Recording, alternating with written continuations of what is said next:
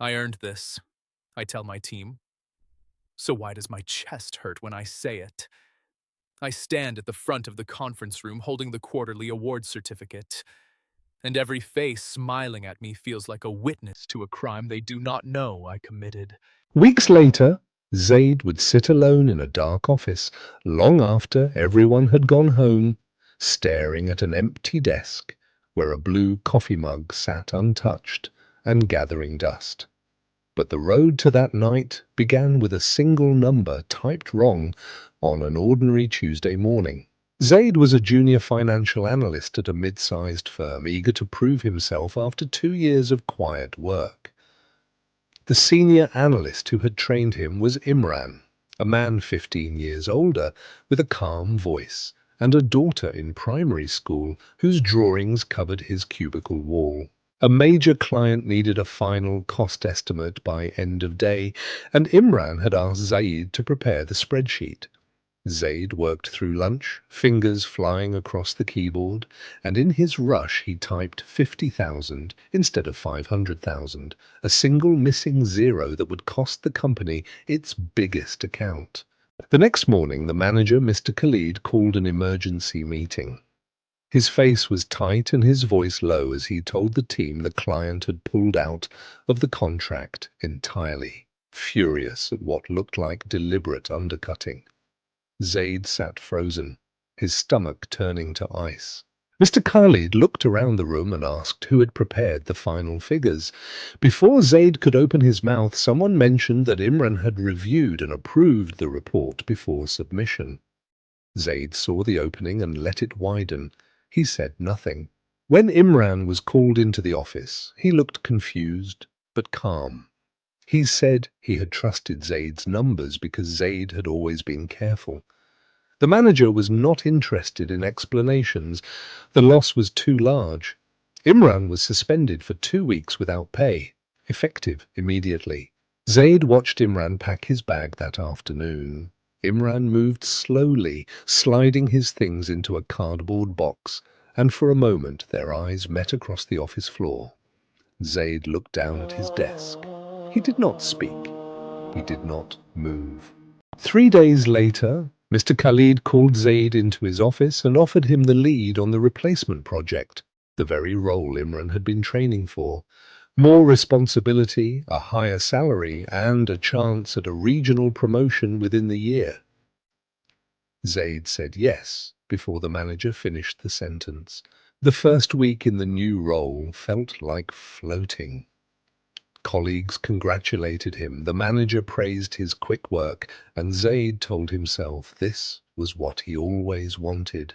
But at night, alone in his apartment, he could not eat. The food sat untouched on the plate. When Imran returned from suspension, he was not angry. He was quieter. He still said good morning when he passed Zaid's desk, but his voice had lost its warmth. He no longer stopped to ask about Zaid's weekend or share stories about his daughter. On Imran's desk sat a plain blue coffee mug, chipped at the rim, with a child's painting of a sun on the side, the one his daughter had made for him years ago. Zaid passed that mug every single morning, and every single morning the sight of it made his throat tighten. Zaid threw himself into the new project, working late every evening, hoping that success would smother the guilt. Each time the manager praised his performance, Zaid smiled and nodded, but the smile never reached his eyes, and the praise felt like stones piling on his chest. One afternoon, Zaid walked past the stairwell and heard Imran on the phone, his voice low and tired. No, I did not get the lead role. They gave it to the junior analyst. I do not know what I did wrong on that report. I have gone over it 100 times. The line went quiet and Zaid heard the sound of a grown man exhaling like something inside him had broken. After that phone call, Zaid began avoiding Imran entirely. He took the long way to the break room, ate lunch at his desk with the door closed, and left work 10 minutes early so he would not have to share the elevator. The distance felt safer than the truth. A co-worker named Rashid sat across from Zaid at lunch one day and said, "Imran does not look well lately. He used to be the happiest person on this floor. That report mistake really broke something in him." Zaid pushed rice around his plate and answered, "Yeah, it is sad." He could not lift his eyes. That evening Zaid stayed late and walked past Imran's desk. The blue mug was still there, but now a thin layer of dust covered the rim. Imran had stopped using it.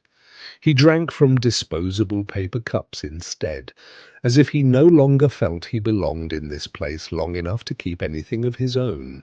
The quarterly awards arrived. Mr. Khalid called Zaid to the front of the conference room and named him Employee of the Quarter. People clapped and cheered.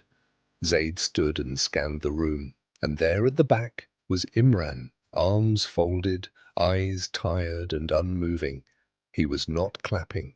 He was just watching, the way a man watches someone drive away in a car that was once his. After the ceremony, Imran approached Zaid in the empty hallway. His voice was quiet and steady. "You have done well, Zaid. Truly." He paused and looked at the floor. "I just wish I knew what mistake I made on that estimate. It keeps me up at night." Then he walked away. Zaid stood frozen, the award certificate trembling in his hands.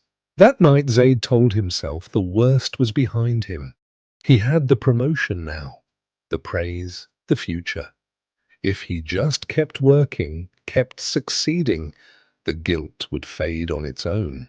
He believed this with everything he had because the alternative was too terrifying to face, but sleep would not come.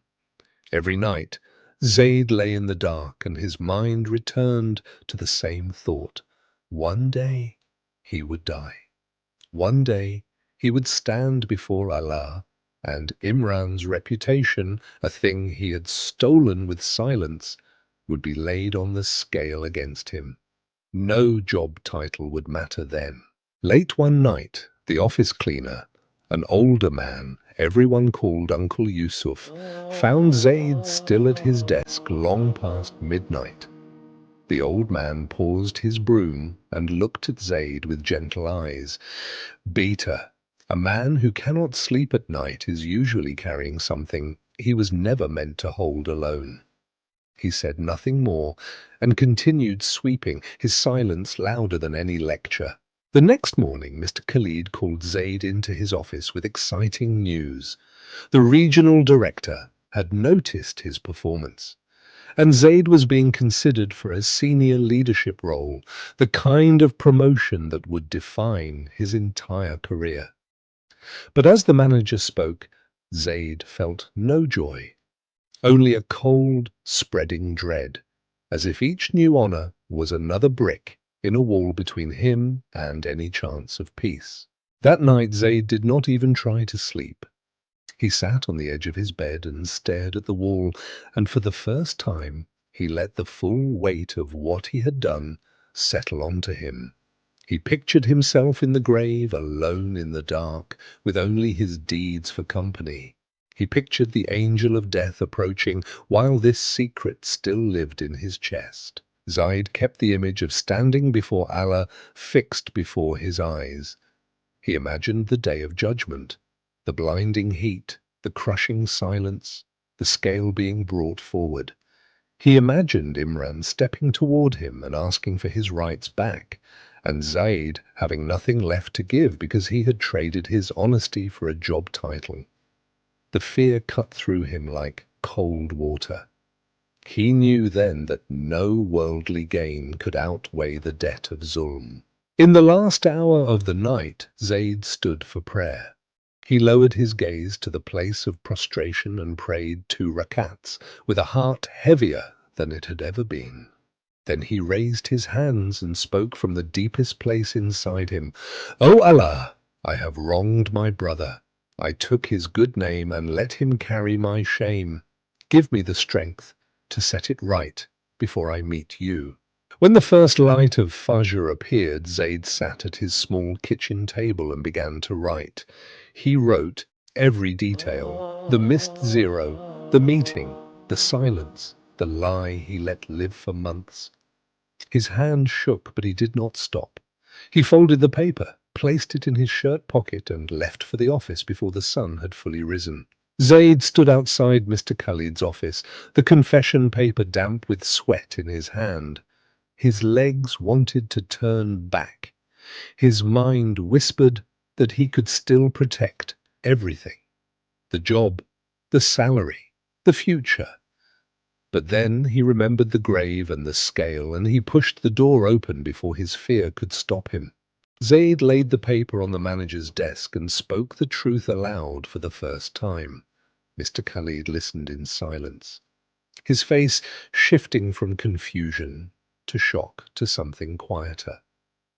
When Zaid finished, the manager was still for a long moment. Then he said, "I will call Imran. You did the right thing, finally." That afternoon, Imran was called into a meeting, and when he came out, he walked straight to Zaid's desk. He did not shout. He simply said, "You told the truth." That took more courage than staying silent ever did. Then Imran picked up his blue mug from the dusty desk, rinsed it in the break room sink, and filled it with tea. Zaid was demoted that week.